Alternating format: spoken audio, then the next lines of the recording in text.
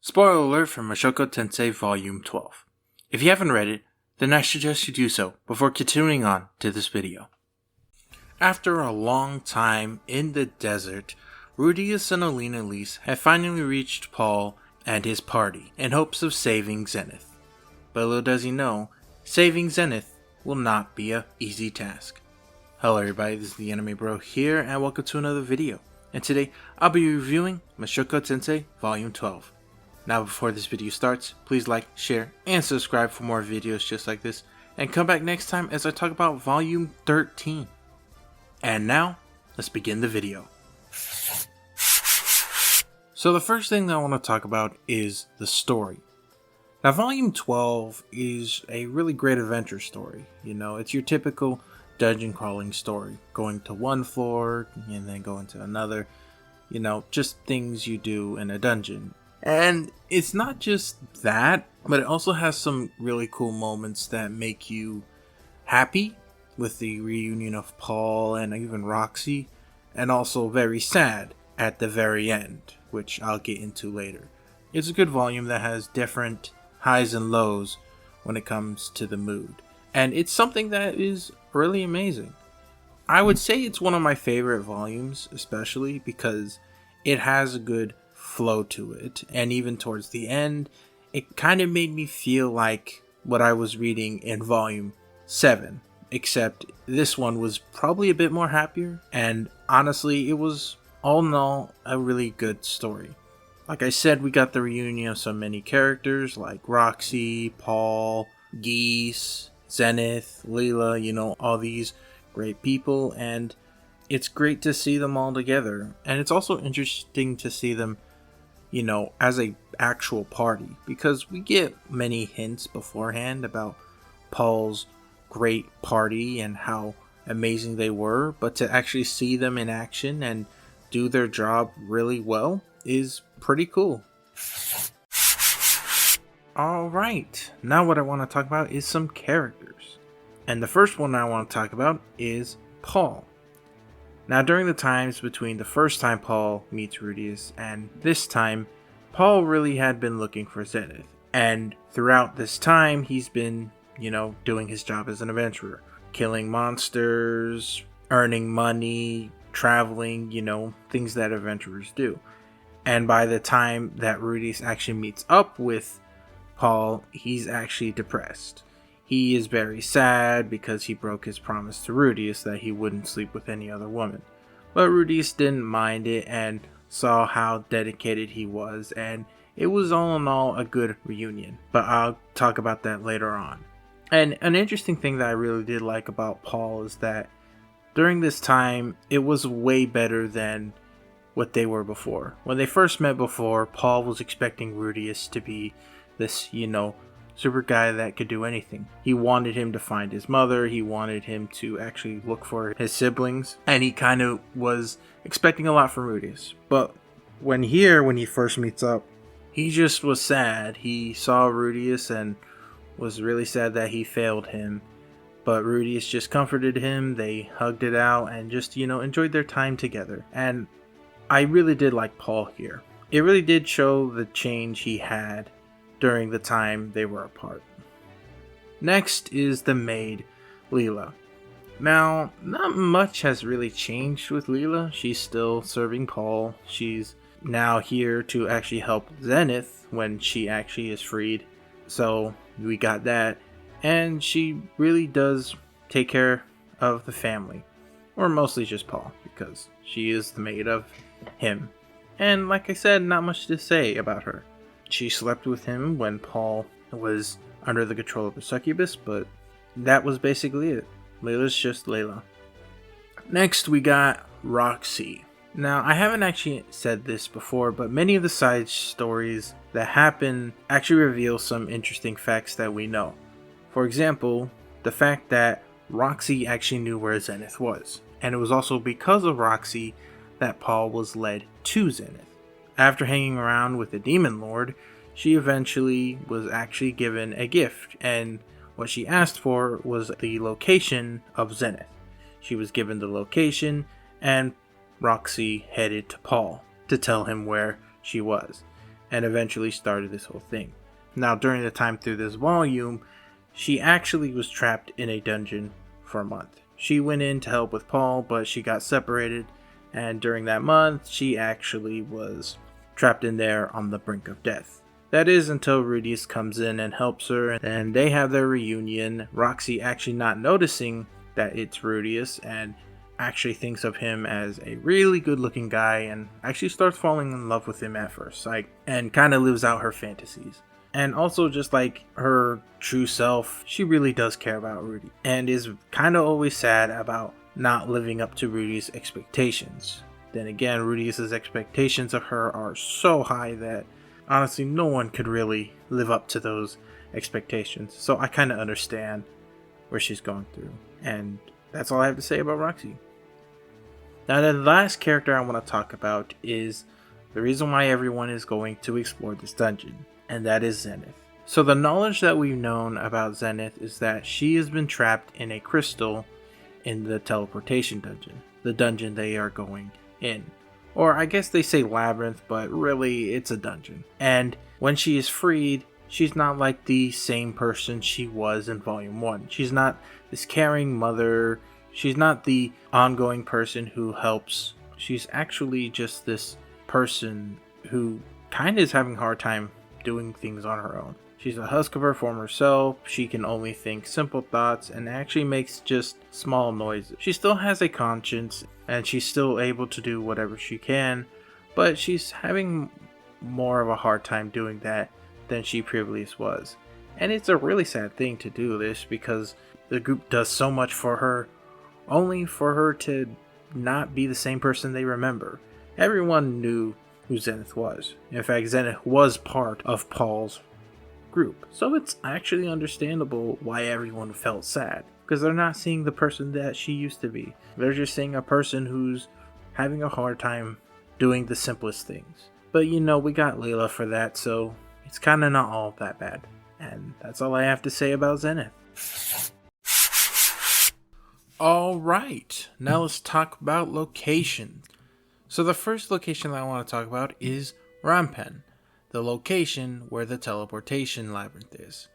So Rampant is one of the largest and is kind of like the only city in the Barricade continent. Maybe, I could be just saying that out of my mind, but it is the largest one in this continent. It is surrounded by a giant skeleton of a behemoth that was said to be slain by the North god Kalaman. So that can actually help it distinguish itself from any other city. So, you know, that's a cool thing. But its real main part that it's really well known for is that it's a great place for merchants to sell goods. Mostly magical stones and armor. And I think this is because of the teleportation labyrinth. It's a really big hotspot for adventurers to get their thrill, to see what this dungeon's like, and to see all the different things that they could sell from the labyrinth. So I can understand why many merchants actually stop here to sell their goods, because it is a hot spot for people, mostly adventurers, and more people kind of means more customers. So if you want to get rich, this seems like a pretty good spot to actually start. But really, that city is nothing in this volume compared to the teleportation labyrinth, which is the thing I'll be talking about now. Now, I don't know everything about the teleportation labyrinth. I'm also going to be talking about what is shown in the volume. So if there's any more other stuff that I missed out, comment down below and tell me what I missed out. But anyways, let's get into describing this labyrinth. So the labyrinth actually has 6 known floors. The first floor is filled with spiderwebs. Not really much enemies, just, some spiderwebs, so it's kind of just empty, like a catacomb. Then the second floor has spiderwebs and caterpillars. So this is kind of where you get to see most of these monsters. Doesn't seem like it's too much, just some animals fighting you. And it seems like it won't be that much of an issue. Now, on the third floor, however, it seems like there is actually some trouble. So on the third floor, the mud skulls command spiders and caterpillars. And it's also here that apparently the group actually had a hard time passing through until Rudeus came along. And it kind of actually makes sense why. with people actually commanding these animals, their attacks could be very more accurate and actually be more deadlier than if these animals were just attacking you randomly. So, that's understandable why this would actually be a very devastating floor to be on.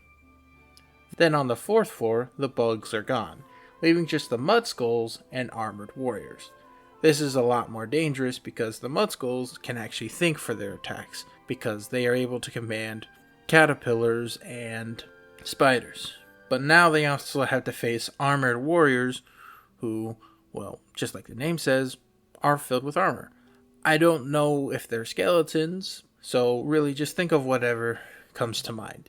Armored skeletons, armored orcs, you name it. I don't think they actually specified what these things are. And then on the 5th floor, the mud skulls are gone and replaced with devouring devils. And also have the warriors. So devouring devils are probably a lot stronger than the mud skulls and could probably use magic because they have devils in the names. And devils are usually something that are well known for their magic. So you got armored monsters and magic using devils. So that is very dangerous. You got to be careful when you reach this floor. And then you get to the 6th floor, which has devouring devils and a guardian.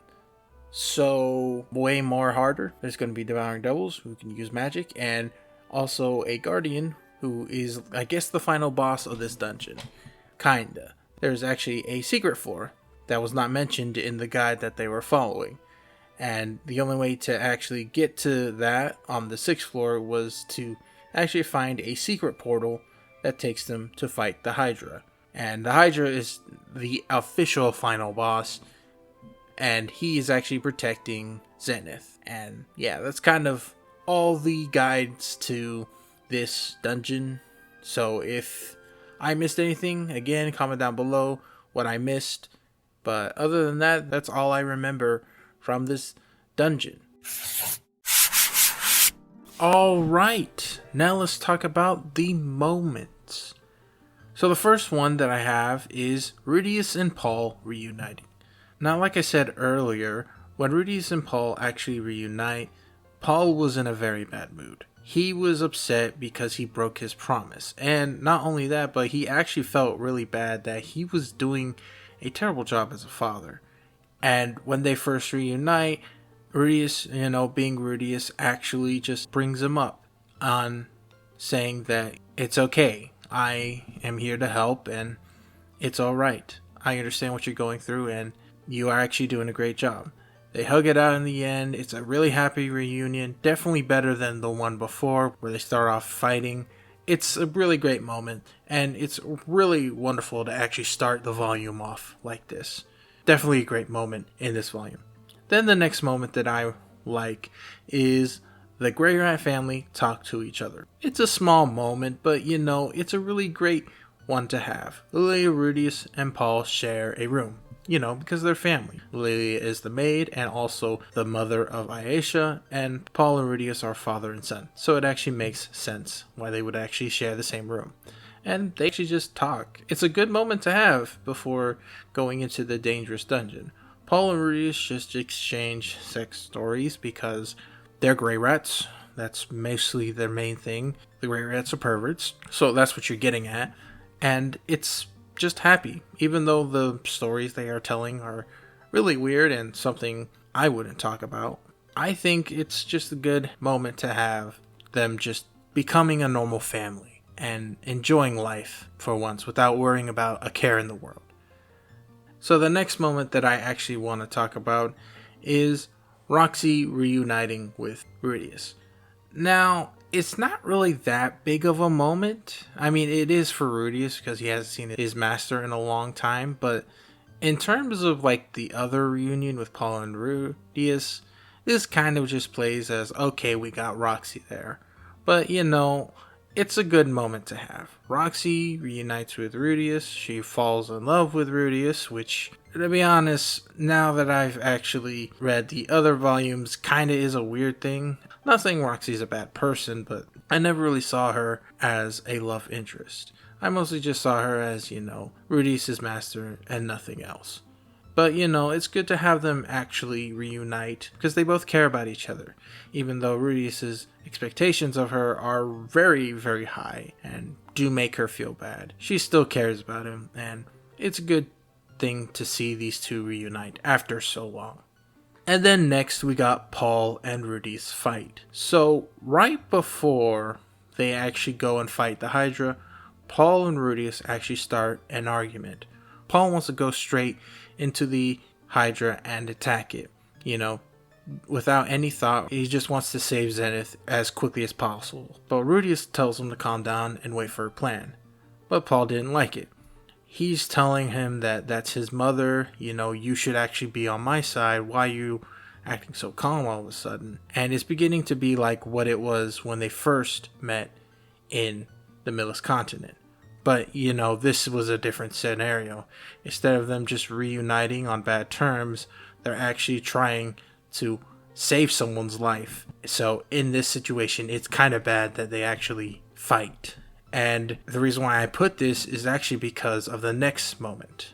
And the next moment that I sadly have to talk about is Paul's death. So Paul's death is something that is really big. And it's kind of like the main moment that I remember from this volume. Rudeus and Paul fight each other on what to happen next. And all together, they actually go in and start to attack. And while they are fighting, they kill the Hydra.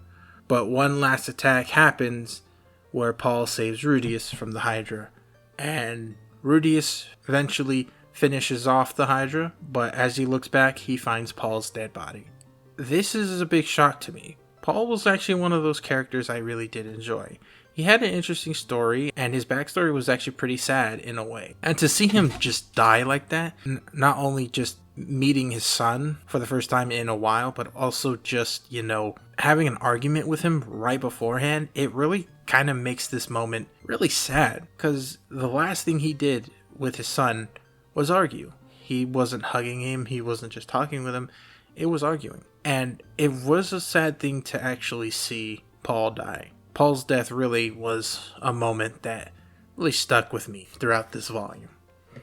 And then next we got Roxy comforting Rudeus. So I will say this, and I know some people are not going to like me. I never really thought Rudeus and Roxy could actually be a couple. It's master and student, that's all I saw in them. Rudeus never actually mentioned that he would want to marry his master. It was never something I really thought was a thing I wanted to see. But anyways, let's get back to the moment. So after Paul's death, they actually achieve Zenith, and they realize she's not the same person she was. And during this time, Rudeus actually gets sad that Paul is actually dead. He realizes to himself that Paul is dead. He's now has to deal with his mother not being there to actually help him. He has to also take care of his sisters. Everything is just, happening and doesn't really feel that pleasant for him. And it's because of this that Rudeus actually becomes a shut-in. And the one to comfort him is not Elinalise, it's not Geese, it's not even Leela, it's Roxy. Now, that's okay, but it's kind of what happens afterwards that I'm kind of like, maybe this shouldn't have happened. Basically, Roxy goes in to see him, they chat a bit, Rudeus telling her, she doesn't know what he's going through because her parents are alive, but she's still like, I want to help you, and they have sex. And that's basically what happens. Rudeus kind of cheats on his wife, but it helped Rudeus come back and actually talk with people, not become the shut-in he used to be. Actually face the world again after experiencing something like that. And that's all I have to say about that moment. And then next we got Rudeus and Elinalise talking. So during their trip back, Elinalise actually wonders what Rudeus is going to do with Roxy. Now Rudeus's answer is that they will go their separate ways. They understood it was a one-time thing and that this shouldn't be a normal thing that happened. But Elinalise says that Roxy is pregnant because she is late on her period and kind of convinces him that he should marry her. And this gets to his mind that, okay, yeah, I should definitely do that because it was his fault that she had to do that. She was just helping him out and she shouldn't have to suffer being by yourself just because he was like that. And that's kind of where this moment ends. Now, the reason why I want to put this one here is because, Rudeus and Elinalise kind of do have a good friendship. And it's a good thing that actually kind of does bring up a serious situation that he's in, because he really did cheat on his wife. And that is not something that could be taken lightly. Not many people really actually find that a good thing to, be forgiven for. So Elinalise and Rudeus talking about the situation kind of is a good moment to add in this volume. And then next we got Rudeus goes home. Now when Rudeus goes home, he goes home to make sure everyone's alright. He makes sure that Sophie's alright. He makes sure that his sister's alright. He's just hoping that everything is okay and nothing is the matter. So as Rudeus goes home, he meets up with his family and tells them what happened. One of the things he tells them is that Paul is dead. And Norn really cries over this. She was the closest with Paul throughout the time during the teleportation incident, so she was crying. But she doesn't actually blame Rudeus. She knows that he did the best he could. And the fact that Zenith was okay meant that Rudeus did what he needed to do. And it's definitely a good heartwarming moment seeing Norn accept the fact. And after telling them the story that he'd been going through, Rudeus eventually gives Paul's belongings to his family. Everyone gets something of Paul, except for Rudeus, but he was fine with that. And then after that moment, we get to kind of like the biggest moment in the second half, which is Rudeus tells Sophie that he wants Roxy as his second wife. Now, when Rudeus says what he did with Roxy, Norn gets really upset. She is a follower of the Millis faith, and she doesn't like it that Roxy and Rudeus had an affair. She gets angry, she yells at both of them, saying, why the heck did you do this? Why are you like this? You shouldn't have done that. This is not acceptable. And because of this, Roxy feels ashamed and begins to leave. But before she leaves, someone actually stops her. It is not Ayesha, it is not Lilia, it is in fact Sophie. Which kind of shows that Rudeus doesn't deserve Sophie because she's very understandable and actually accepts everything about him. So I can see why a lot of people actually like her. She really is a good wife. But anyways, what Sophie says is that, Norn, you gotta stop yelling. Okay, I know how you feel, but I'm fine with it. I did say this to Rudeus that if he ever had a second wife, she would accept it, and here she is accepting Roxy as well. She's definitely a great character and amazing person that a lot of people really do like. And I also gotta agree, she is an amazing wife, one of Rudeus's best partners that he's ever had. And that kind of wraps up that moment. And then finally, we got the saddest moment and also the best way to actually end off a volume. And that is the birth of Lucy. And this picture will be understandable when I explain what's going on. So after a couple of months later, Rudeus's child is born. It's a girl, so they name her Lucy. I forgot how they got this name, but Rudeus is now a father. And after his baby is born, he visits Paul's grave, basically to show off that Paul is now a grandfather. Now, I don't remember much of what he says, but I will say this really was a good moment to end it off of. Rudeus lost a father, but he actually gained a new family member. He's now become a father just like Paul was, and he is hoped to become a great father just like Paul was. And it definitely is the best way to end this volume. After going through so much, through the loss of his father in the attempts of rescuing Zenith, and also seeing Zenith not being the same person she was, it really was a great way to end off with the birth of Rudeus' first child. And it will be an interesting way to see how Rudeus actually takes the responsibility of his father. No, he is now a father, just like the person he lost at the very end. It's a very sad moment, and I kind of didn't do this moment justice, but you gotta read the book to actually understand what I am thinking about, and what a lot of people actually do remember from this volume. Alright, now let's end this video. So if I were to rank this volume, I am saying it's an A. I definitely did love this volume. It was one of my best. In fact, I could probably say it's like the top 3 on my list. Probably underneath volume 7 and probably a bit higher than volume 1. This was a great volume. It had a roller coaster of emotions, starting off with a great happy reunion. Then in the middle it got very sad after Paul's death and the recovery of Zenith. But then it got happy again when Rudeus came home and actually got to see his wife, and, you know, we got to see his family grow. It's definitely one of my favorite volumes to it. Now, if I were to say the biggest flaw in this volume was definitely the romance between Roxy and Rudeus. I don't think Roxy should have been his second wife, because the main thing about Roxy to Rudeus was that she was his master. That was all it was. He never actually had romantic feelings for Roxy. Yes, he had a perverted side, but, you know, that was Rudeus. He was a pervert. He roped women, you know, he definitely was a pervert. This never actually came to my mind that he actually had feelings in a romantic sense for Roxy. This is definitely the biggest downside of this volume, but all in all, it was really good. Characters were great, the mood was great, and the flow was magnificent. One of the best in the story. Alright, and that is the end of this video. If you really enjoyed it, please like, share, and subscribe for more videos just like this, and come back next time as I talk about Volume 13.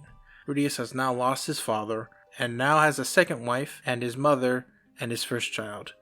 Let's see where his journey goes next. And as always, I am the Anime Bro. Have a wonderful day, and I'll see you guys later. Peace!